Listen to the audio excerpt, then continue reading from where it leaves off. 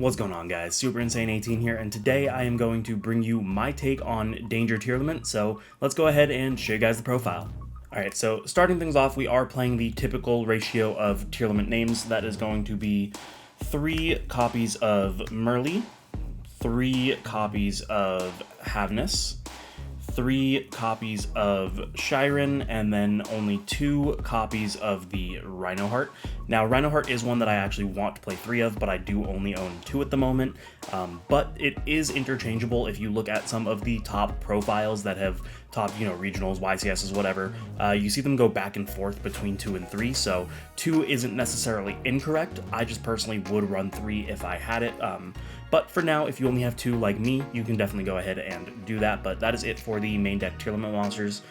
Then we have our dangers, which we have 1 copy of Jackalope and 1 copy of Tsuchinoko. These are limited to 1, so of course you're only playing 1 of them, but they are arguably the best dangers because they guarantee that you get a summon regardless. So it doesn't really matter what you hit. Obviously you're wanting to hit things that are not the dangers, that way you can draw more cards and get advantage, but if you hit them you still get summons, which is what's important because the dangers being darks and all different types give you easier access to something like Curious in the extra deck. Then we have 3 copies of Danger Mothman. This is debatably the best danger for the Tearlament purposes, because if you summon it, you get a draw and you discarded whatever you discarded. But if you hit it and you discard the Mothman, you get to draw 1 and discard 1, meaning that you get to choose your discard instead of letting it be random. So that means you can guarantee you're getting 1 of your Tearlament effects, but at the same time, it also lets your opponent draw 1 and discard 1, so it's kind of a double-edged sword, which is why I said it's debatably the best one, but definitely play it at 3. Then we have 3 copies of Nessie. Nessie is kind of along the same lines as Tsuchinoko and Jackalope. Even though if you discard it, you don't get a summon, you guarantee that you're getting another danger, which if you want to guarantee the summon, you can go for the Tsuchinoko or the Jackalope, or you can go for the Mothman, but Nessie's definitely worth playing at 3. It is the Searcher. And then the last danger is going to be 1 copy of Danger Bigfoot. This is mostly for if you're going second, because if you hit it, you can just pop a face-up card. But even if you're going first and you use it, you can still potentially get like a Tearlament effect or something, plus your draw 1. So I definitely think it's worth playing, and that's going to be it for the dangers. I think that these are an incredible addition to the Tearlament deck, just because of the ability to discard and get potential draws. I still think I personally like the P.U.N.K version I showed you guys a couple weeks ago a little better, just because you get more mills and this isn't as guaranteed. It's entirely random, which is kind of the downside of playing a Tearlament deck, but if you do it right, then it really doesn't matter. Then on to the non-engine cards. We have 1 copy of Fairy Tale Snow, which we're obviously hoping to hit off of our mills or send off our Curious. Just a phenomenal form of interruption. We have 1 copy of Zephyros the Elite. This is a way to just get an additional summon and potentially recycle something like our Field Spell, letting us use it multiple times. Obviously not in the same turn, but like, let's say you want to end on a rank 4 and you have the Field Spell and either the Shiren or the Rhinoheart established face up, and you sent your Blackwing, maybe you milled it or you sent it off Curious, whatever, it doesn't matter. You can return the Field Spell to your hand, summon the Blackwing, overlay into a rank 4, and then on the next turn you have the Field Spell to get you another card, so it just kind of lets you procure a little bit more advantage. And then we have the 1 copy of Gizmek Orochi. This is just a way to kind of link climb a little higher, not to mention a way to protect yourself on your opponent's turn, maybe prevent them from swinging directly, or, spoiler, we are playing Zeraboros, so it is a way to make sure that we can activate the Zeraboros whenever we want during our opponent's turn, so just a little bit of utility there. I don't really like the milling 8, but we are playing more than 40 cards, so it works out. Then on to hand traps.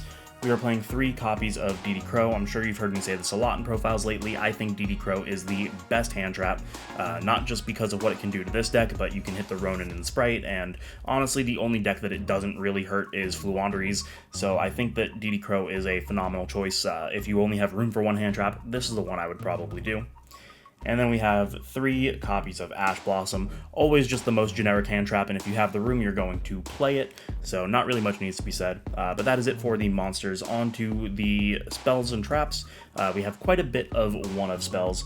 We have 1 copy of Call by the Grave, one copy of Foolish Burial. This can obviously activate any of your Tearlament cards. Not to mention, if you don't hit your snow, you can make sure you guarantee your snow.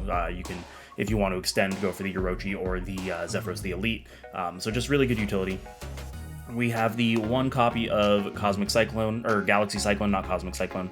Galaxy Cyclone's really neat in this deck because if you mill it, it becomes a MST for face-up cards, meaning that you can use it to out something like Mystic Mine if your opponent is trying to lock you under it. So I think that it's definitely worth playing as a one-of, just because if you see it, you see it, and even if you don't see it and you just like draw into it in later games, you can discard it once your hand size is full, and then on the next turn pop the Mystic Mine. So I think it's really worth it. Then we have one copy of Instant Fusion. This is an incredible one-card starter because Kit Kalos is a level 5, so seeing the Instant Fusion pretty much guarantees that you're going to get some aspect of full combo, whatever your full combo is, because for Tearlaments, the full combo can be a myriad of different things. And then the final one of is going to be a copy of Terraforming because the field spell is very important for this deck. And then we have 2 copies of Pot of Desires. You play pretty much 3 of everything almost. So banishing any one-ofs or anything like that doesn't really matter. Getting the hand advantage, especially when you're playing with dangers, is really important, so I think that drawing 2 is definitely worth the banish 10 in this deck. And then we have our 3 copies of the field spell, Primeval Planet Perlerino. This just lets you add any of your Tearlaments, and then you can get rid of a card anytime you fusion summon because you're sending a Tearlament to your graveyard, so you'll be able to get rid of a card your opponent controls, which is very important. Then we have 3 copies of Super Poly with the addition of the Garura that we just got in the same set.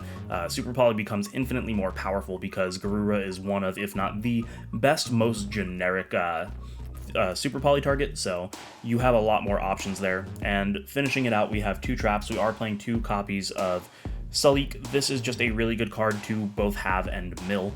A lot of times you're not really able to search it off of something like your Kit Kalos because you need like maybe a Merly or any of your other monsters to continue extending, and other times you just want to mill it, that way you can add another card as well. Not to mention, if you want, you can do the Curious Griffin play to guarantee that you get it while also making sure that you get an ad off of it by sending it, but that is the main deck. Like I said, 44 cards. Let's go ahead and show you guys the extra. So kicking off the extra, we have 2 really good Super Poly targets. We have Mud Dragon of the Swamp and Garura Wings of Resonant Life. These are probably the best Super Poly targets in the game. With this, you can use any monsters with the same attribute but different type, and with this, you can use any monsters with the same attribute and type. So it pretty much covers all of your bases there. And honestly, like I said, Garura is probably the best Super Poly target that's ever existed, because not only is it going to let you get rid of the most important things, but you also get a draw if it leaves the field. So, and you can actually push for game with this, because what a lot of people forget is that any damage done by it is doubled, so I think that's pretty important there. Then we have the Predaplant Dragostapelia. This is really easy to make in this deck, especially if you're using the Kit Kalos effect to send itself and mill 5. Then you can just use whatever you hit with the Kit Kalos to go into the Dragostapelia, which means you get an additional negate on your board, so I think that that's really cool. Then we have 2 copies of Kit Kalos. This card is probably the most important extra deck monster, just because not only does it let you add advantage, but it also lets you get 5 mills, potentially 8 if you have the Merly in your hand. So I think that this is probably, you're gonna make it pretty much every turn, honestly. Like, I've never played a game with this deck where I didn't make Kit Kalos every turn, so I think that it's the most important. And then we have 1 copy of the Kaleido Heart. This is really cool because it's really easy to activate it on your opponent's turn, especially if you have something like Salik. You can go ahead and send it with the Salik after you've negated an effect. Its effect will reborn itself, and then you can use its effect to shuffle another card. So not only did you get a negate, but you also just got a removal as well. But surprisingly, for a fusion deck, that is it for the fusions. On to the XYZs, we are playing 2. We are playing 1 copy of Abyss Dweller. This is entirely for the mirror.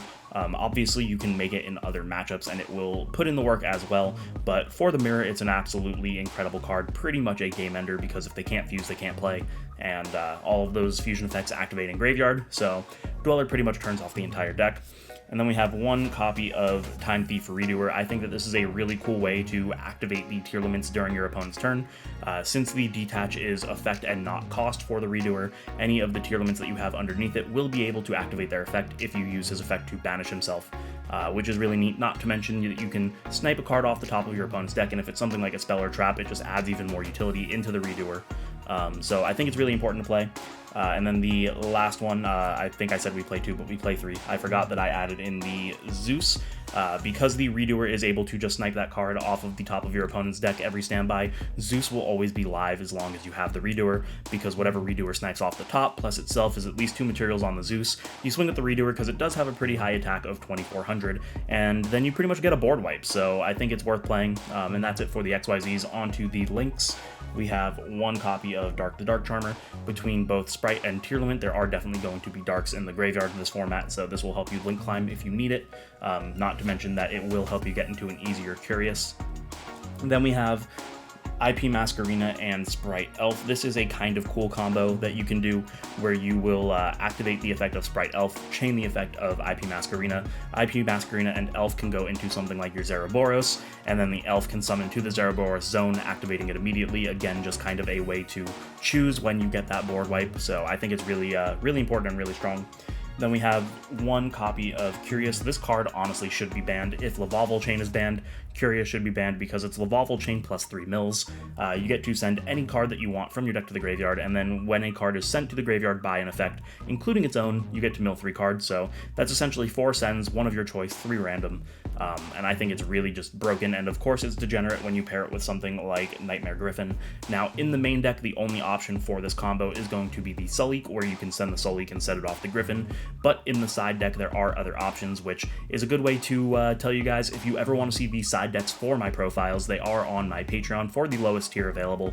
It's just kind of a little perk that I give them, so if you want to see the side deck for not only this deck, but any other deck that I've done in the past, it's on my Patreon. Go ahead and check that out.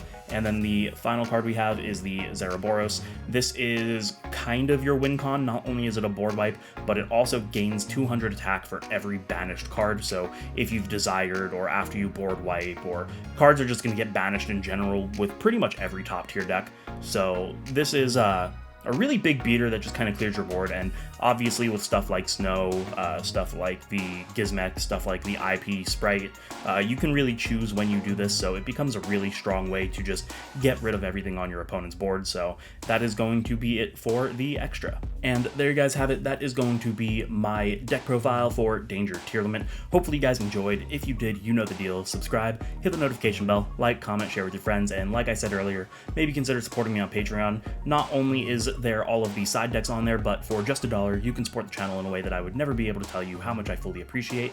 Thank you guys so much for watching, and I will see you in the next one.